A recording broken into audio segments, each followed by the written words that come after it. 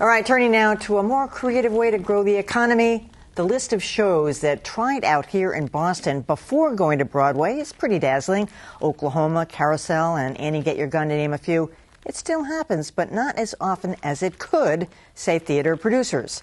As Jared Bowen reports, a group of local theater leaders are asking Beacon Hill to help make Broadway big business in Boston. Several years ago, the City Center was one of the major investors of the Addams Family musical, a show that did blockbuster business on Broadway and now tours the U.S. and the world. But back when the show was launched... And we ended up going to do the pre-Broadway, not in Boston, where we were one of the lead producers, but going to New Orleans, because they had a pre-Broadway tax credit. City Center President and CEO Josiah Spalding and other theater leaders want that changed.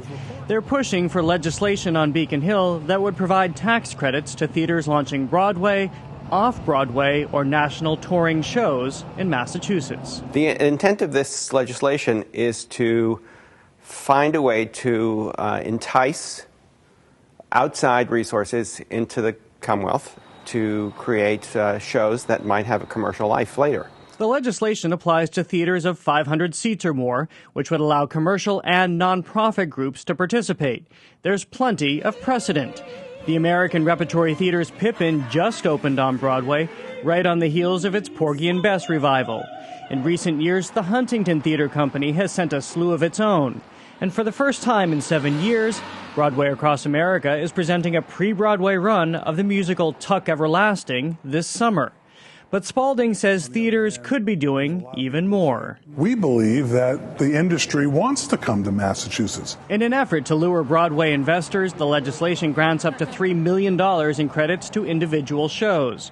The Huntington's Michael Masso says the impact on the local economy is tangible, since Broadway-type shows spend more with longer runs, bigger sets, and much larger casts and crews, to say nothing of the impact on local businesses.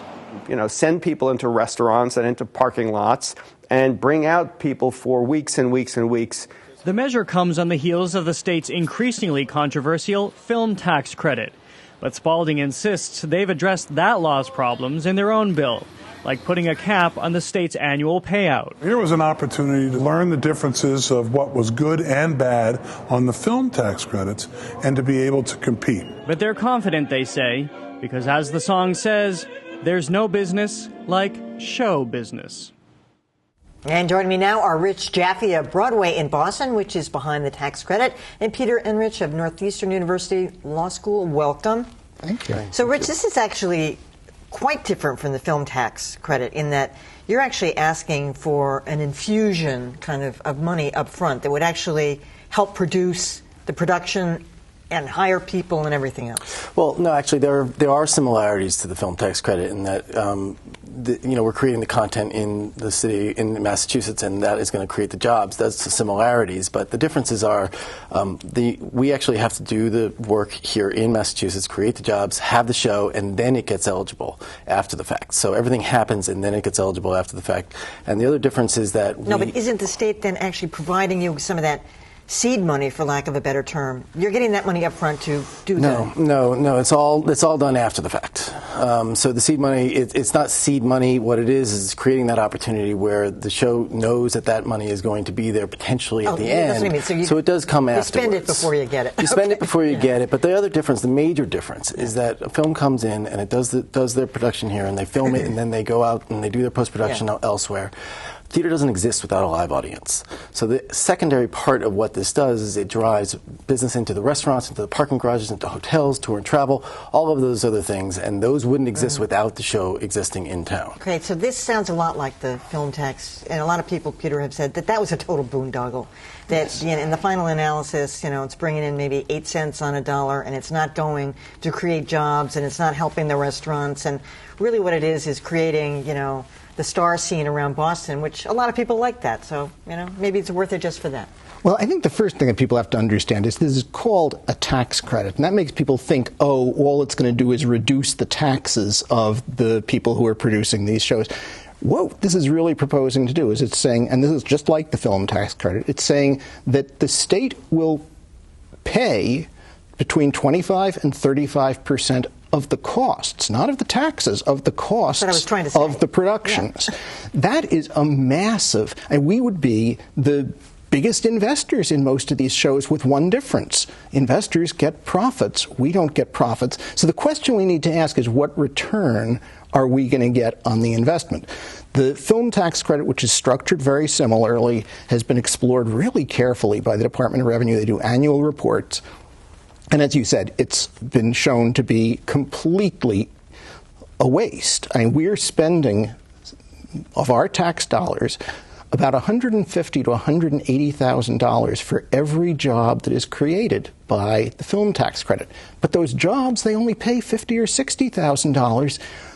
I could take that film tax credit money and I could create jobs for 3 times as many teachers or construction workers and solve the highway problems you were talking about a few minutes ago, and keep all that money right here in the Massachusetts economy. Look, the big difference, I don't even speak for you on this, it doesn't create the buzz and the arts. I mean, the movie scene, people like having that around. They like to be able to, go to the theater. They like to have the big productions in town. So you got to, that's part of the appeal. I mean, you're kind of admitting, hey, it's the star. Come on, you got to admit that. I think there's a great thing to get the spotlight on Massachusetts and to be able to create new art, which is an intangible that you cannot, that adds to the quality of life of everybody that comes to the city.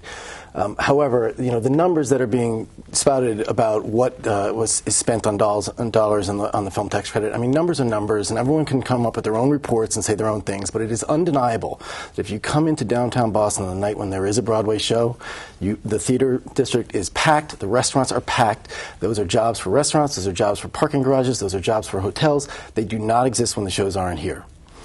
That's true. But the question, again, I think having more theater in Boston is a wonderful thing. The question is how much taxpayer money ought to be spent for it. Is it creating enough benefit to justify the cost? And again, on the film tax credit, these aren't just numbers. This is the Department of Revenue with the actual data from the actual way the actual credit works, and it's a disaster. The film industry I don't know something different. They were able to sell the tax credits. Well, the whole idea, the theater credits, they need to be sold because the theater people don't have enough taxes to use these credits. They have to sell them. The impact of the jobs that are being created is there. When a typical show comes into town, it comes into town for 2 weeks, 3 weeks. When a pre-Broadway show comes into town, it comes in for 10 weeks, okay? And that's 7 weeks.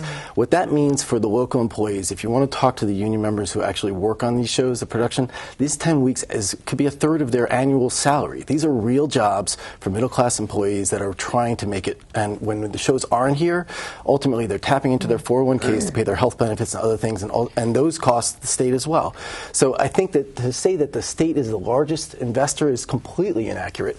35%? A typical show that is going to come into town is going to cost somewhere in the range of $3-4 million, and about $1.5 to $2 million will be spent in Massachuthets, and that is labor and advertising, and that's of that $3 million. How much is going to be paid for by the state? $400,000. That is what we're estimating on a show like Tucker Everlasting that's coming into town. So it is inaccurate. A new Broadway musical costs about $12 to $13 million to produce, and it'll be about $3 or $4 million. And the credit provides 25 to 35% of labor of the costs and in-state spending. Yes, and that's going to be about $2 to $3 million. There is a sunset provision on this. Unlike the film tax. That's true. There are a couple of features that are better. This does not work. In 5 years, I think it is? I think it's 8 years. Oh, all right, well, it goes away. It goes away, and there are other things that we learned from the film tax credit. And, there's nobody making $20 million on the theater, so there's a $100,000 cap on any salaries. We put the sunset provision on there so that we can make sure it goes. We are very happy to be held to any metrics that need to be held. I understand it's not in a proper climate to try and introduce a new tax credit. However, maybe this is a new kind of tax credit. Hold us to it. We believe that we're creating new jobs. Well, actually, a lot of our current tax credits have some of those features. The features you've mentioned do make it somewhat better than the film tax credit. They don't provide any reason to think it's getting more effective. And there's one other major respect in which your program is different. The film industry, there wasn't any film industry in Boston without the credits. These credits are offered in 40-something states. Without a film tax credit, there was no industry. We're going to be providing subsidies to a bunch of productions that are going to be here anyhow. That's money that we're not going to sell this. The legislators are going to take this up, and we will see what happens. Rich Jaffe and Peter Enrich, thanks so much. Thank you. Thank you.